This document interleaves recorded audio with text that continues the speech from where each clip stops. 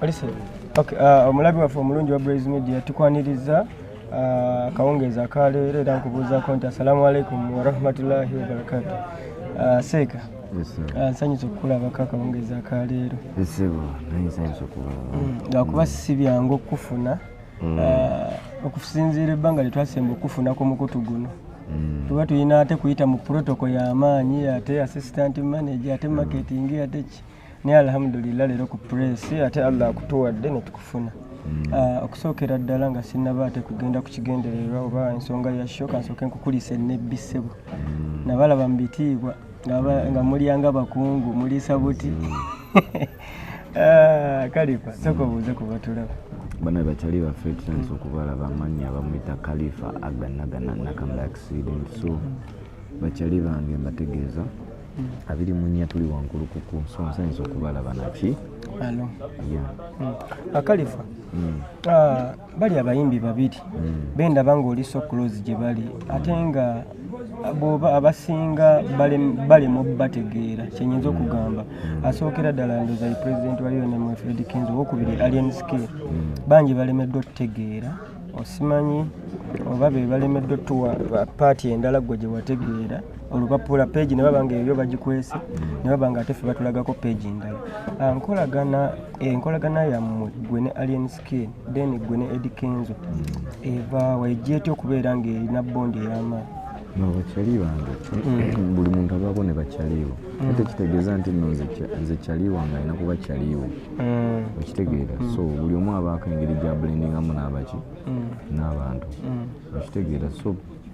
nze okubeera nga bo bakyali bange nze n'engeri gye mbafunamu nanze gye mbeera eyo bwe gyotayinza oba nina bye mbafunamu bisobola kufunamu ggwe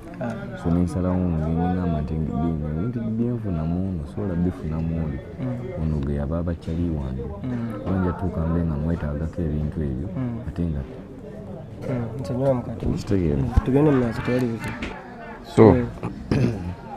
So nze enkolagana yange ekisooka omuntu okubeera kyali wange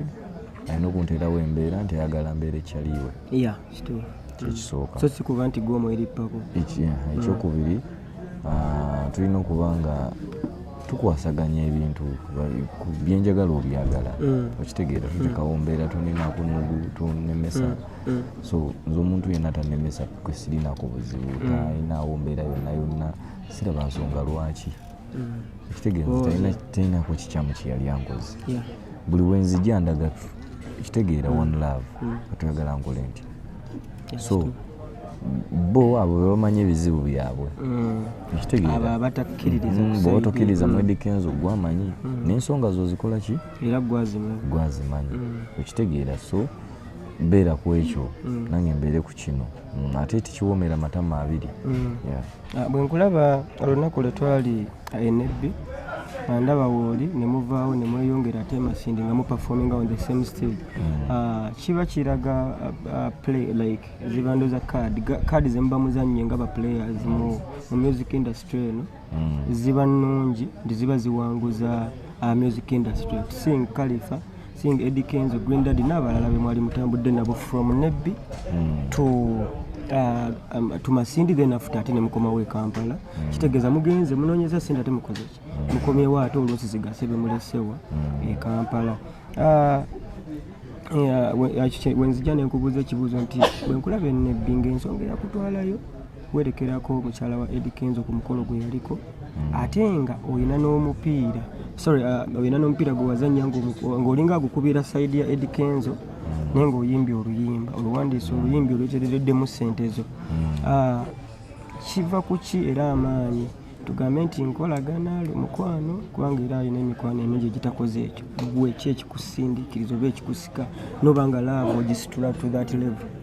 Nze oli wabeera kyali wange toba nsonga lwaki ekitegeere tekisooka emankozi oluyimba nga luyiseemu bamufunyemu ssente tulimba olunteka ku mikutu gyange nenfunamu ki ssente ekitegeeza waliwo opportunity y'okukola okuyingiza ekirala ndi talented enough okuba nga nsobola oyiiya ebyo ebiki ebintu ate ekyokubiri kulaga munnange nti wewali ssanyu naffe tukusanyuka naye Eddie Kenzo we yakaaba nnyo amaziga mujjukira we yafuna obuzibu bwa famire biri ebyasooka kati waba afunye omuntu omulala musanyusa n'amutulaga tuba nsonga lwaki tetumusanyukirako kubanga aba yamutulaze tusanyuke aba yamutulaze tusanyuke so tuba tuli mumusanyukirako wamu okula ekyo kyaba atuuseeko kubanga munnange abakazi bangi nnyo ne gwe bayita omukyala kizibu okumufuna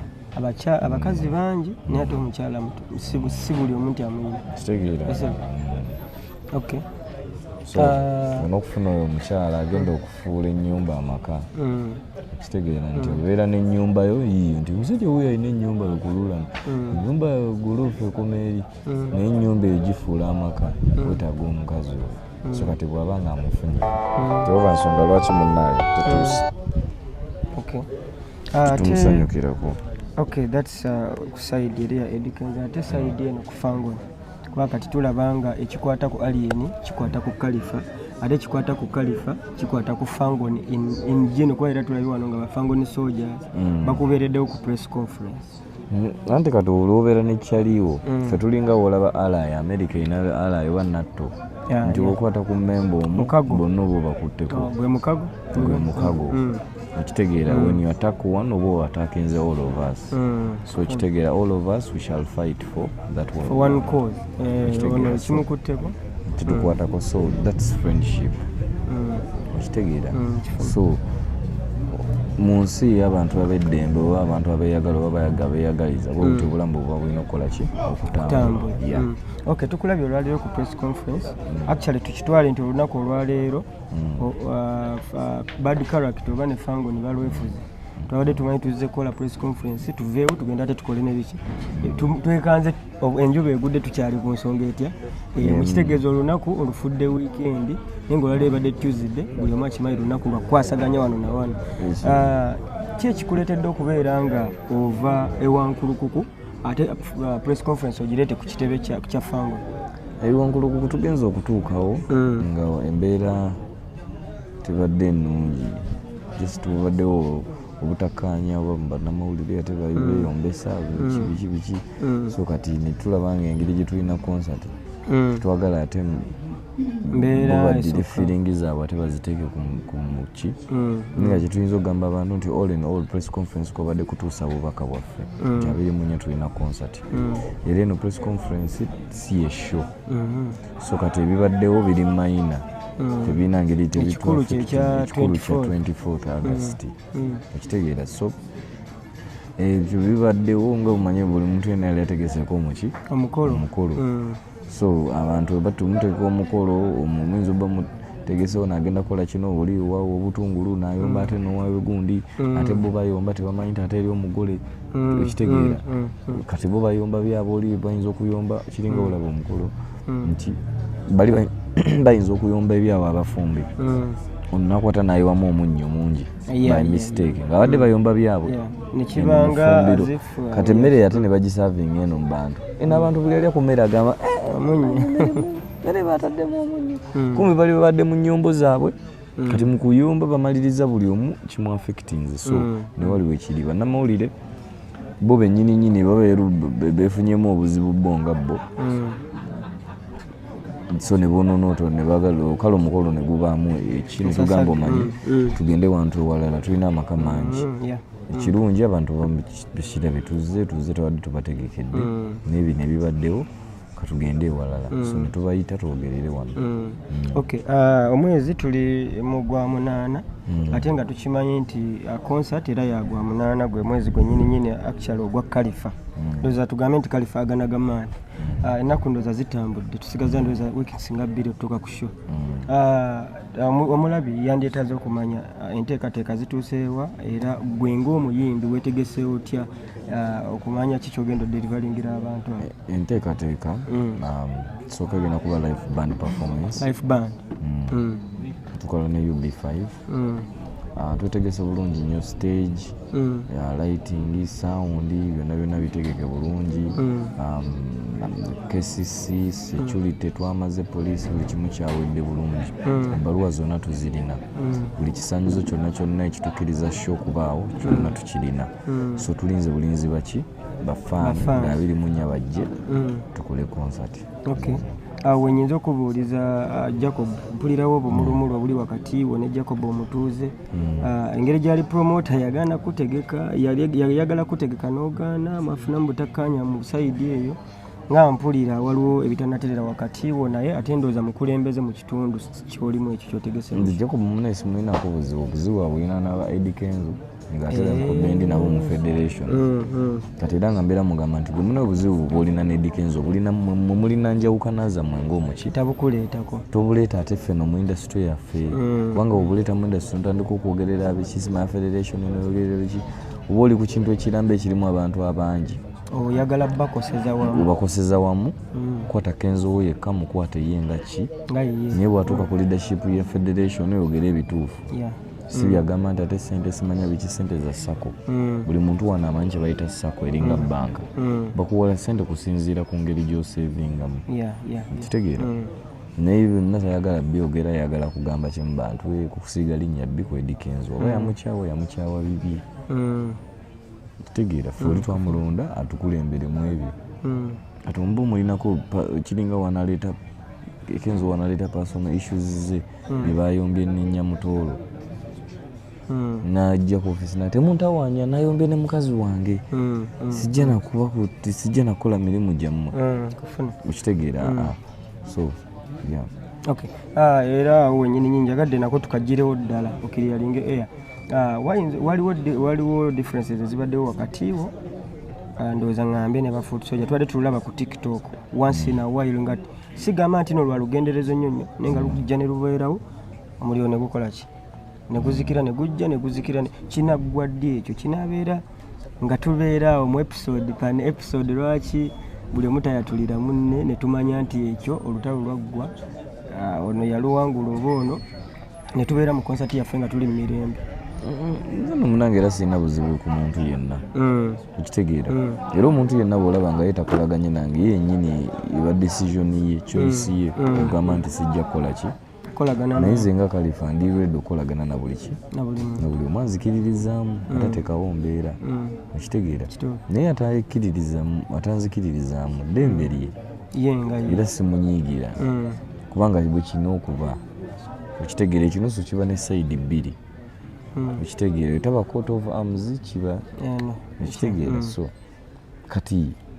yayinza obba ali ku sayidi eri ndala nanze ebintu mbiraba bwenti okitegeera so nze sirina buzibu ku muntu yenna era ogambe simanya fuutu soja sirina buzibu ku fuutu soja yenna ola nina buzibu ku muntu oyo avoola erinnya lyange oyo ayagala nze kale nange naba nimukuwerwanako ng'omuki kuba omuntu ayinza okwekweka nti ndi fuutu soja naye nga mpalana ng'omuki ng'omuntu so kiki ekizibu nti abantu boolaba mba muliko ye ng'omuki naye si nti nze oba mbalinako obuki abula oyo yennyini ye gwe mbaninako obuki obuzibu ye yakulinako okitegeere oyo era gwenyuga munnaye gwe nga wanjogeredde bino nakukoze eki okitegeere Kalifa omulabira yandyetaaza okumanya line up kubanga kati era obudde bwe tulimu kyemanyi oli mu lyasooze eyo bwe tuba tetukulabako era ndowooza kitutte ebbanga nga tetukulaba okujjako leero loze ng'ogenda ate kwogerako eri abantu babuulire ki kyobaleetera omulabi yandyetaaza okumanya line up baani babasuubira abagenda okubeera nga bakuwerekerako ku lunaku olwo kuba ku posta tulabako Kalifa yes and Ugandan artists naye waliwo specifications ezo ogaa nti waliwo abayimbi bangi nnyo from Chameleon Bebekul Eddie Kenzo, David Lutalo, Shiba, Karokasita, Fefe Bosir, The Corone, Dibon, Nabayimbi bangi all categories Alien Skin bangi abayimbi bonna ku mulundi guno emirango giggulawo ssaawa mmeka kubanga gwe kennyini katalogo yo nnene so nga ate n'abayimbi abajja sheeno emirango giggulawo okutandika saa 3 erimu abato n'abakulu ez'okumakya abato bayimbi abato bagenda kuyimbira abato bannaabwe then saa 11 shebere ng'etandika kinga tukuba paka kumakya oba waliwo kubanga waliwo embeera eya Kampala wano gye bagamba nti sho z'e Kampala ziggwa ssaawa 6 obudde obwo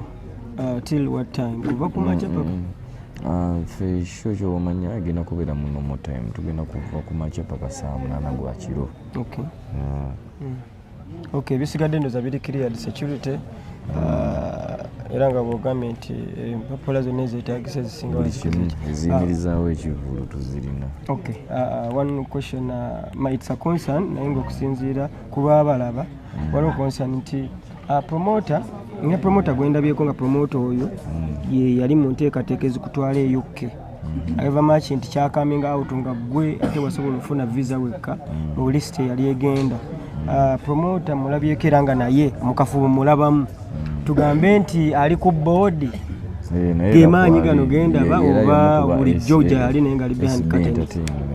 SB obedda gwogerako bamukuba tulina bapartners bamukuba tukolagana. Okay, ampozi message gye abagadde oweereza abafans ku nsonga ya concert. Just kyenyinza obbagamba 24 August 24 tuli wankulukuku era mbagamba nga mbategeeza nti no Khalifa agenda gagenda banyimba ennyimba zonna enkadde n'empya, so gwe wali eyo funa omutwalo gumu ogwa ordinary, VIP emitwalo 3, table ya millioni 3, so bakyali bange mwenna mbayita. Okay, atoyanziza Ashraf. Gwe